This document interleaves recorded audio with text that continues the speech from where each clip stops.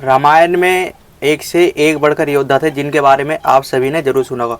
जिनमें से मेघनाथ, कुंभकर्ण, हनुमान जी, लक्ष्मण जी और भी बहुत सारे ऐसे योद्धा थे जिनके पास असीम शक्तियाँ थी और अस्त्र शस्त्रों के ज्ञाता थे। तो आज हम उन्हीं में से कुछ ऐसे महारथियों के बारे में जानेंगे जो कि बहुत ज़्यादा शक्तिशाली थे। तो नंबर 11वें पे आते हैं अंगद। कहा जाता है कि जो अंगद थे वो बाली के पुत्र थे और वहीं पर आपने देखा होगा कि जब वो लंका में जाते हैं तो जब अपना पैर जमा देते हैं एक जगह पर तो उनका पैर कोई भी नहीं हिला पाता और वहीं पर रावण तक प्रयास करने के लिए आ जाता है, लेकिन अंगद जी अपना पैर वहाँ से हटा लेते हैं और कहते हैं मेरे पैर नहीं, जाके राम जी के पैर पर। तो अंगद के पास इस हिसाब से देखा जाए तो बहुत ज़्यादा शक्ति थी और कहा जाता था उनके पास शारीरिक बल बहुत ज़्यादा था। 10वें नंबर पे आते हैं सुग्रीव। सुग्रीव जो कि बाली का भाई था और वहीं पर जो भगवान सूर्य देव का पुत्र था।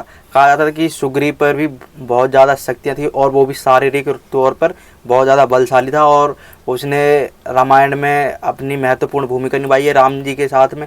और जो कि उसकी सेना थी उसने राम जी का समर्थन दिया। क्योंकि राम जी ने बाली से उसकी बीवी को छुड़वाया था और वहीं पर बाली का वध कर कर उसको किष्किंधा का राजा बनाया था। और वहीं पर जो सुग्रीव था उसके पास भी बहुत ज़्यादा ताकत थी। और वहीं पर जो 9वें नंबर पे आते हैं वो है कुंभकर्ण। आप सभी को पता है कि कुंभकर्ण जो कि रावण का ही भाई था जिसने इंद्रासन के चक्कर में निंद्रासन मांग लिया था भगवान से और वहीं पर जो कि 6 महीने के लिए सोता रहता था और 6 महीने में एक बार उठता था, वो भी खाने पीने के लिए। जब रामायण का युद्ध छिड़ा तो उसने अपने भाई की तरफ से युद्ध करा। पहले तो उसने रावण को समझाया लेकिन रावण नहीं मानता, तो उसने अपना भाई होने का फ़र्ज़ निभाया और राम जी से युद्ध करा और राम जी के हाथों वीरगति को प्राप्त हो गया।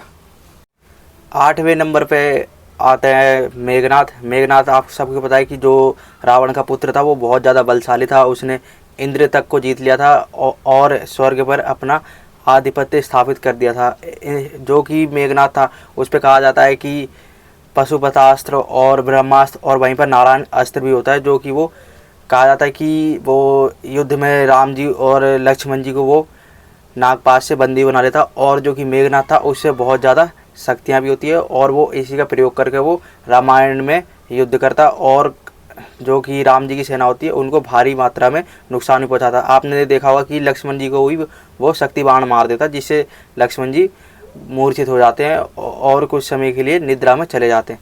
और वहीं पर जो 7वें नंबर पे आते हैं लक्ष्मण जी। आप सबको पता है कि लक्ष्मण जी जो कि खुद शेषनाग के अवतार थे और कहा जाता है कि जो लक्ष्मण जी थे वो सबसे गुस्सैल वो महारथी थे। कहा जाता है कि जो लक्ष्मण जी थे उन्हें बहुत ज़्यादा गुस्सा आ जाता था और उन्होंने ही मेघनाथ का वध करा था। और आप सभी ने देखा होगा कि जब राम जी का स्वयंवर होता है और जब राम जी धनुष तोड़ देते हैं तो वहाँ पर भी लक्ष्मण जी बहुत ज़्यादा गुस्से में आ जाते हैं और जो कि जब परशुराम वहाँ पर आते हैं तो परशुराम जी से भी वो भिड़ जाते हैं। और कहा जाता है कि लक्ष्मण जी पर भी अनेकों अस्त्र शस्त्र जो कि वो रामायण में इस्तेमाल करते हैं और रावण की सेना को भारी मात्रा पे नुकसान भी पहुंचाते हैं।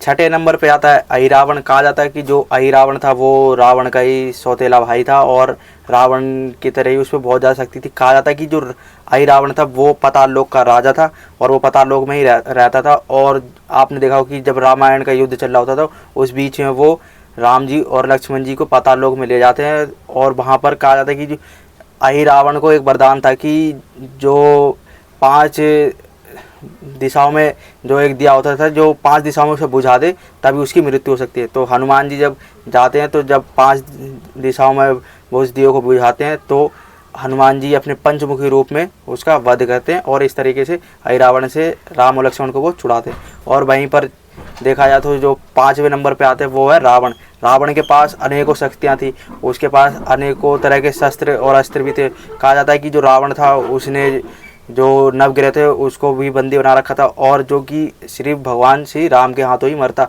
और रावण के पास इतनी ज़्यादा शक्तियाँ थी कि वो कई सालों तक तो उसने पृथ्वी पर राज करा और पृथ्वी को संकट में भी डाल दिया था। और पृथ्वी माता और देवता की गुहार के बाद ही भगवान विष्णु ने राम अवतार लिया और आकर रावण का वध किया। चौथे नंबर पे आते हैं बाली। बाली जो कि इंद्र का पुत्र था, उसे एक वरदान था कि जो भी उसके साथ लड़ेगा उसकी आदि शक्तियाँ उसके पास आ जाएंगी। और कहा जाता है कि जो बाली था उसने भी वो दुदुम्बी नाम के राक्षस को ही मारा था और उसके भाई को भी उस गुफा में मार दिया था। और वहीं पर रावण को भी कहा जाता है कि 6 महीने के लिए अपनी कांख में भी दबा के रखा था। बाली जो था वो भी कहा जाता है कि कम अत्याचारी नहीं था, वो भी अत्याचारी था। उसने अपने भाई सुग्रीव को भगा दिया था और उसकी पत्नी को अपने पास रख लिया था। तब राम जी ने सुग्रीव की सहायता करते हुए बाली पर छुप के बाण मारा और तब जाकर बाली मृत्यु को प्राप्त हुआ।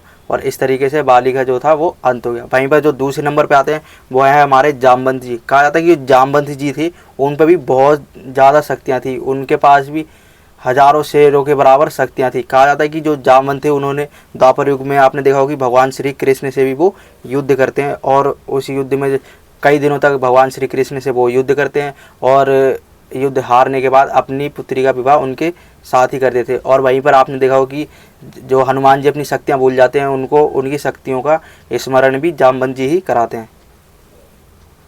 दूसरे नंबर पे आते हैं हनुमान जी। हनुमान जी जो कि साक्षात रुद्र के अवतार भोलेनाथ के ही अंश है। आप सभी ने देखा होगा कि हनुमान जी पर भी बहुत सारी शक्तियाँ, वो कभी भी कोई भी युद्ध में नहीं हारे हैं और वहीं पर उन्हें अष्ट सिद्धि का भी ज्ञान था और उन्होंने अपने पूरे जीवन काल में सिर्फ और सिर्फ राम जी की भक्ति करी और वहीं पर लंका दहन करके माता सीता का पता लगाकर राम जी को बताया। और जो माता सीता ने जो उन्हें वो अपनी अंगूठी दी थी वो भी राम जी को जाकर वो देते हैं और राम जी की वो युद्ध में पूरी तरीके से सहायता करते हैं और रावण का वध भी करवाते हैं। और कहा जाता है जो हनुमान जी का जन्म हुआ था वो इसलिए हुआ था क्योंकि जो रावण था वो बहुत ज़्यादा अत्याचारी हो गया था इसलिए। और रावण ने ये बोल रखा था कि वानर और मनुष्य के हाथों उसकी मृत्यु ना हो, इसलिए भगवान श्री विष्णु ने राम के अवतार में और वहीं पर भोलेनाथ ने शिव जी ने हनुमान जी के अवतार में जन्म लिया और दोनों ने मिलकर ही रावण का वध किया। पहले नंबर पे आते हैं भगवान श्री राम जो कि भगवान विष्णु के ही अवतार थे और जिनके पास भी अपार शक्तियाँ थी। जो उनका धनुष कहा जाता है कि धनुष बहुत ज़्यादा शक्तिशाली था और जो उन पे भी शक्तियाँ थी वो भी अलग ही तरह की थी क्योंकि वो एक तो वो भगवान विष्णु के ही अंश साक्षात विष्णु जी है और दूसरी तरफ वो रावण को मारने के लिए आए थे। भले ही उन्होंने अपने जीवन में बहुत सारे कष्ट झेले हैं।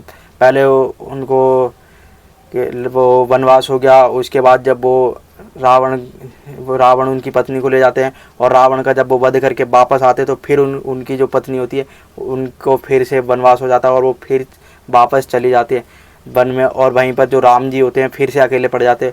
राम जी पे वैसे तो बहुत सारी शक्तियाँ थी लेकिन वो यहाँ पर शक्तिहीन हो गए थे क्योंकि जो प्रजा थी उनके आगे किसी की नहीं चलती है और वो राजा थे तो अपना कर्तव्य निभा रहे थे और उन्होंने माता सीता को कहा जाता है कि वनवास के लिए भेज दिया था वापस और वो फिर वनवास में चली जाती।